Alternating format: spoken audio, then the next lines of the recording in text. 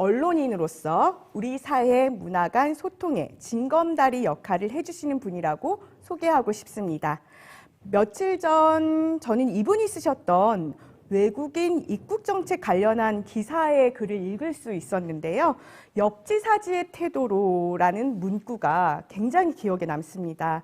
세계 시민 정신은 역지사지의 마음으로부터 시작되는 것은 아닐까라고 생각해 볼 수 있는 계기였는데요.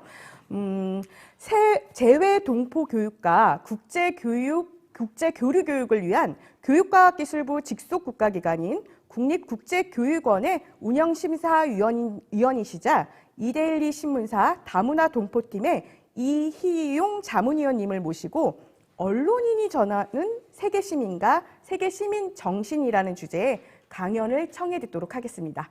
예, 반갑습니다. 예, 반갑습니다. 이희용입니다.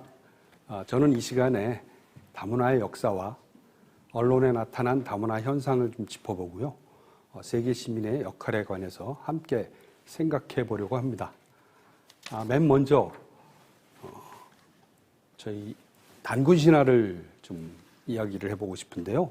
우리 한민족은 모두 단군 할아버지의 후손이라고 믿고 있습니다. 그리고 단일민족이라고 생각을 하고 있는데요. 그 근거는 삼국유사에 나타난 단군 신화이죠. 근데 막상 단군 신화를 가만히 뜯어보면 과연 그게 맞는 말일까 이런 의문을 품게 됩니다. 제가 한번 읽어보겠습니다. 옛날에 환인의 서자 환웅이 천하의 자주 뜻을 두어 인간 세상을 구하고자 하였다. 아버지가 아들의 뜻을 알고 천부인 세계를 주어 가서 다스리게 하였다. 환웅이 무리 3천을 이끌고 태백산 꼭대기 신단수에 내려와 인간의 360여 가지 일을 주관하고 다스리며 교화하였다. 이런 내용이죠. 여기서 주목할 대목이 두 가지인데요. 환웅이 내려오기 전에 인간들이 이미 살고 있었다는 겁니다. 또 하나는 환웅이 혼자 내려온 게 아니라 무리 3천을 이끌고 내려왔습니다. 그 환웅이 곰에서 사람으로 변한 웅녀와 결혼해서 단군 왕검을 낳았습니다. 여기서 드는 의문이 우리가 다 단군 할아버지의 후손이라고 믿고 있는데 이미 환웅이 내려오기 전에 살고 있던 인간들은 다 어디로 갔을까요? 그리고 환웅과 함께 온 무리 3천은 아무도 후손을 낳지 않았던 걸까요? 그래서 합리적으로 생각해 볼 때 단군의 직계 후손도 물론 있겠지만 환웅이 내려오기 전에 살고 있던 인간 그리고 환웅과 함께 내려온 3천의 무리 그 후손이 당연히 섞여 있다는 거죠. 학자들은 이렇게 해석을 합니다. 이미 이 땅에 곰을 숭상하는 토템족과 호랑이를 숭상하는 토템족이 있었는데 하늘을 믿는 천신족이 이주해 와서 곰 토템족과 손을 잡고 호랑이 토템족을 밀어냈다. 이렇게 해석을 하고 있는 겁니다. 그러니까 지금의 민족 개념과는 다르지만 선주민 부족과 새로 들어온 이주민 부족의 결합을 상징하는 겁니다. 그래서 단군은 역사에 기록된 다문화 가정 자녀 1호인 거죠. 그리고 그 결합 속에서 한민족의 원형이 형성이 됐다고 보는 겁니다. 고대 건국 신화는 비슷한 양상을 띠고 있습니다. 신라의 경우에도 김씨, 박씨, 석씨가 이제 돌아가면서 왕을 하는데 신라의 건국시조 박혁거세는 하늘에서 내려온 말에서 알이 태어나고 그 알에서 깨어났다고 되어 있습니다. 김씨의 시조는 계림 숲에 하늘에 걸려있는 황금 괴짝에서 알에서 또 깨어났다고 되어 있죠. 이 알은 그 씨앗하고도 상통한다고 하는데요. 농경민족이 숭상하고 숭배하는 대상입니다. 그리고 하늘에서 내려온 말과 또 나무에 걸려있는 이런 상징들은 하늘을 숭상하는 유목민족을 상징을 한다고 합니다. 그래서 결국 농경민족과 유목민족의 결합을 뜻하는 거죠. 또 다른 성씨 석씨는 아예 바다를 건너온 이주민이라고 못 받고 있습니다. 바다를 건너온 이주민의 후손이 신라의 건국에 중추가 되고 있는 거죠. 부여와 고구려의 신화도 마찬가지인데요. 고구려 건국 시조 주몽은 물의 신 하백의 딸 유화부인이 천재의 아들 해모수를 만나 낳은 알에서 깨어납니다.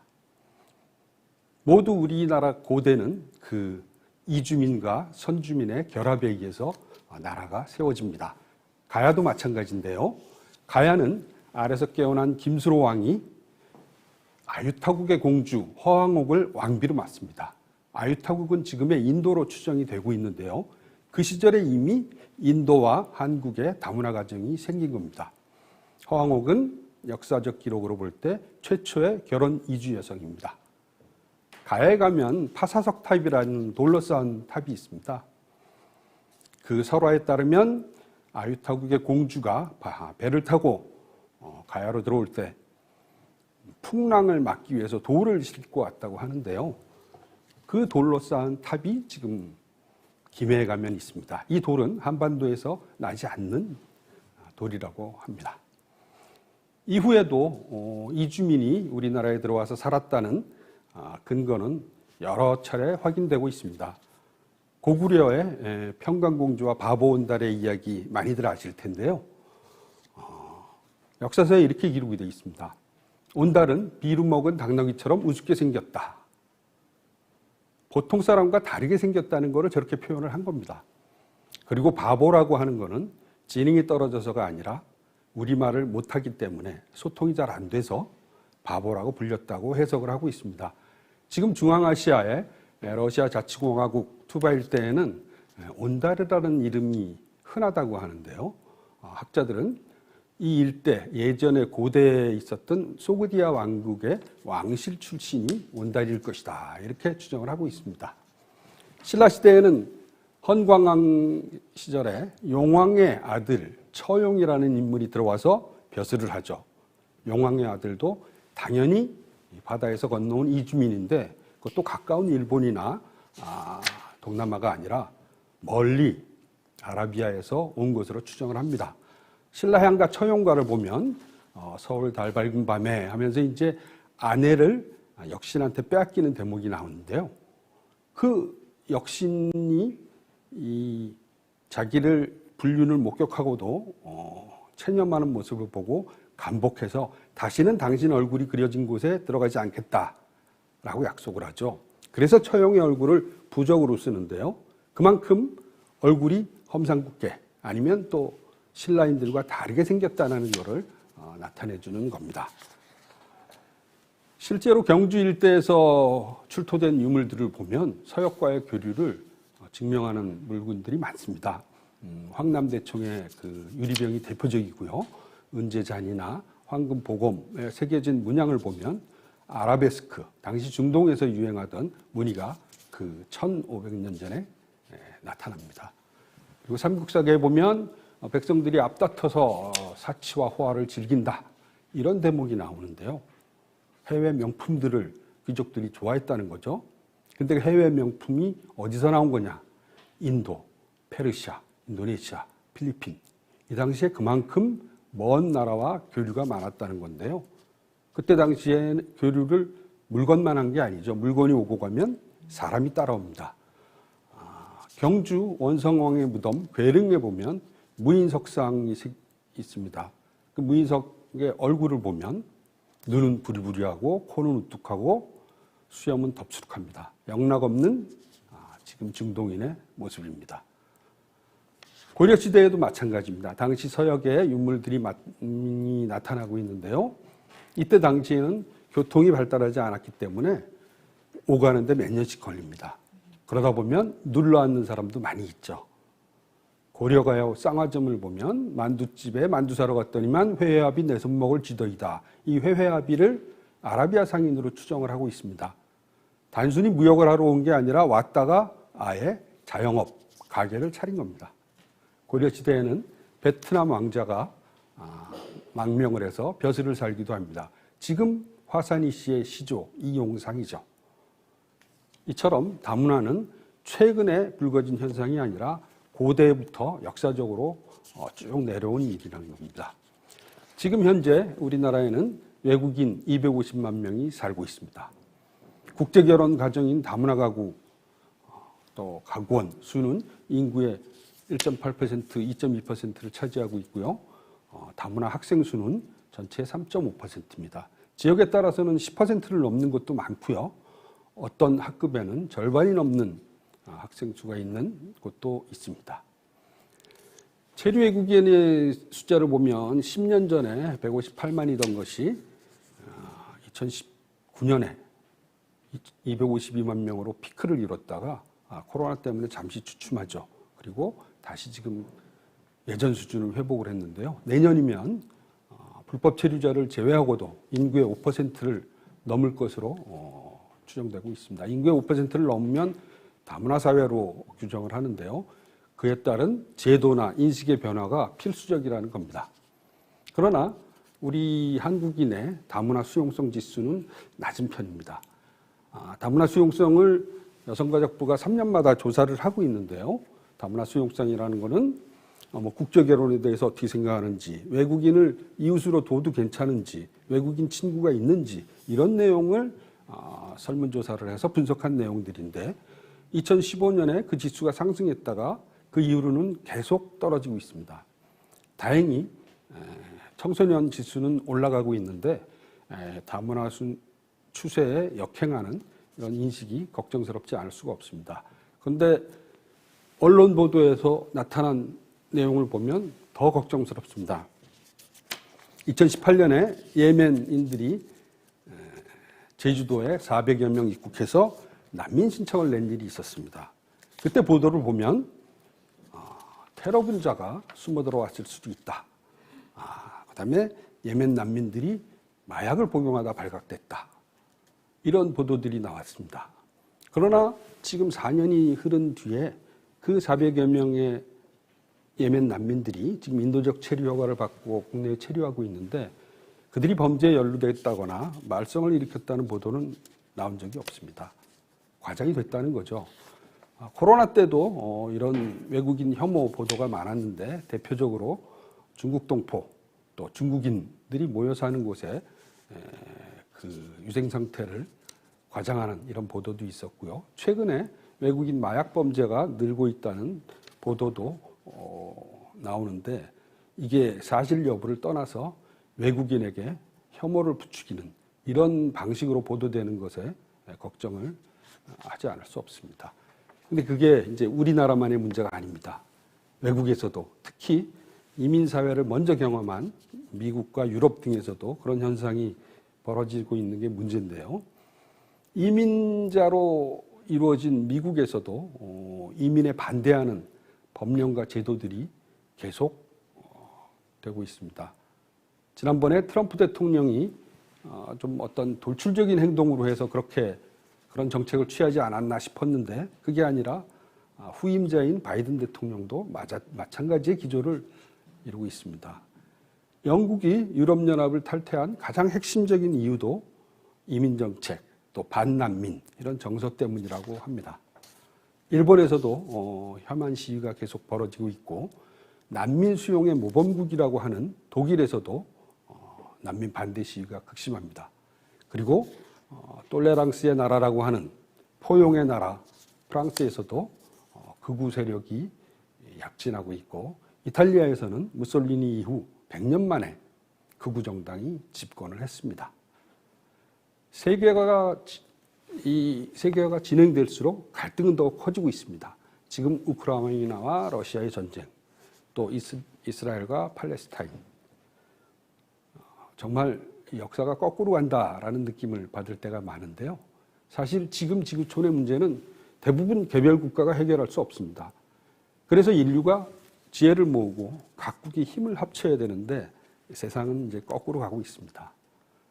그러나 그렇다고 이 방향을 되돌릴 수는 없습니다.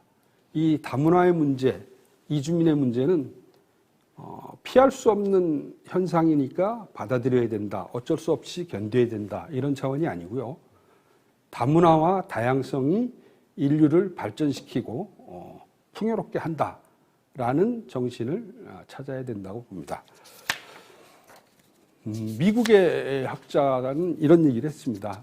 덜 똑똑하지만 다양한 사람들로 구성된 그룹이 똑똑한 사람들로 구성된 동질적인 그룹보다 더 높은 성과를 낸다. 이렇게 얘기를 했고요. 영국의 저널리스트 그레그 제커리는 다양성은 나라의 건강과 부를 결정짓는다. 이렇게 말했습니다.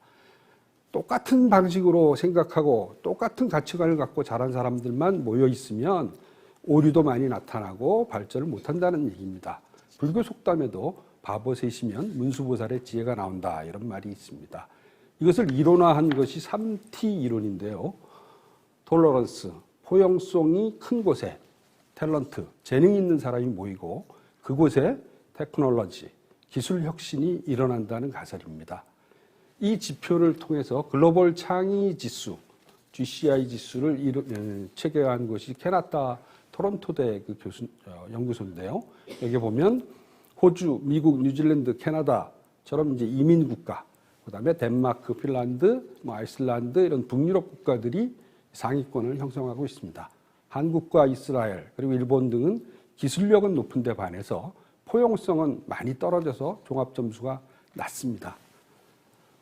미국의 대기업들 보면 그중에 절반 가까이가 이민자 1세나 2세가 설립한 회사라고 합니다. 여기 나타난 인물들이 지금 디지털 제국, 빅테크 기업들을 일군 리더들입니다. 왼쪽 위에 스티브 잡스는 애플 제국을 만들었죠. 이 스티브 잡스의 아버지는 시리아계 이민자입니다. 가운데 위에 아마존을 창업한 제프 베이조스, 어머니가 재혼하면서 쿠바 이민자인 양아버지 아래서 자라납니다. 오른쪽에 일론 머스크는 테슬라죠. 그 남아공 출신인데요. 캐나다, 남아공, 미국 3중 국적자입니다. 왼쪽 아래는 구글을 창업한 세르게이 브린이라는 인물인데요. 어릴 적 러시아에서 미국으로 이민했습니다. 가운데 아래 순다르 피차이, 영국에서 인도에서 대학까지 나오고 성인이 돼서야 미국으로 이민을 했는데요. 지금 구글 CEO입니다. 디지털 제국을 이끌고 있는 리더들이 대부분 이런 다문화 배경에서 성장을 했고 그 안에서 창의적인 실험을 하면서 지금의 시대를 이끈 인물입니다. 그만큼 다양성이 혁신을 일으키고 발전을 이끈다는 거죠. 옛날 이야기로 한번 돌아가 보겠습니다. 중국 최초의 통일 왕조는 진나라입니다. 진나라가 통일을 이루기 전에는 춘추 전국 시대라는 시절이 500년 동안 지속이 됐는데요. 맨 마지막에는 7개 나라가 각축을 벌입니다. 그때 7개 나라는 서로 관리들을 지금의 프로구단처럼 트레이드도 하고 이러던 시절인데요. 진나라에 외국인 간첩 사건이 일어납니다. 그것을 보고 귀족이나 왕족들이 외국 출신 관리들을 쫓아내야 한다고 주장을 합니다. 그래서 진나라 당시 왕이 외국에서 와서 벼슬을 살고 있는 관리들을 다 쫓아내는 축객령을 발표를 하는데요. 그때 초나라 출신 이사라는 인물이 이런 글을 바칩니다. 태산은 한 줌의 흙도 사양하지 않아 그렇게 클 수 있었고 하해는 가는 물줄기도 가리지 않아 그렇게 깊을 수 있었다. 이 글을 본 진나라 왕이 무릎을 치면서 축객령을 즉각 거두고 이사라는 인물을 불러들여서 승상, 그러니까 총리로 등용을 합니다. 진나라 왕은 그 이사의 도움을 얻어서 천하를 통일하고 첫 번째 황제, 시황제가 됩니다. 진나라 사례뿐만이 아니라 역사적으로 보면 고대 로마나 페르시아, 당나라, 진나라, 그다음에 중세 이후 네덜란드, 20세기 미국처럼 개방과 포용을 택한 나라와 왕조는 부국강병과 문화융성을 이루고 고립, 폐쇄, 배타를 택한 나라나 왕조는 쇠퇴의 길을 걷습니다. 지금 이 시대에서도 우리가 세계 시민의 가치관이라는 것은 인류의 고민을 해결하기 위해서도 필요하고 우리나라가 발전하기 위해서도 꼭 필요한 가치관입니다. 그런 점에서 역사적인 면에서 교훈을 삼고 다시 한번 우리 이주민 문제를 생각해 봐야 된다고 생각합니다. 감사합니다. 네. 이용 자문위원님, 너무 감사합니다. 우리 사회가 그리고 우리 인류가 직면한 혐오와 갈등의 문제가 한 나라로만 될 수 있다. 한 나라의 문제로 해결될 수 없다라는 거, 한 국가가 해결할 수 없다라는 거 너무 와닿았는데요. 특히 지금 디지털 사회를 이끌고 있는 많은 세계인들, 유명한인들이 지금 이민 가족 안에서 탄생하신 분들이라는 얘기 너무 와닿습니다. 역사 속에서 각 나라의 사례를 통해 이해할 수 있는 시간이었습니다. 당군부터 우리의 이런 역사를 쭉 짚어보는 그런 시간이었던 것 같은데요. 또 제 마음을 또 울렸던 하나가 있었네요. 역사적으로 개방과 포용은 발전과 융성의 토대였다라는 말. 정말 우리가 꼭 기억해야 될 것 같습니다.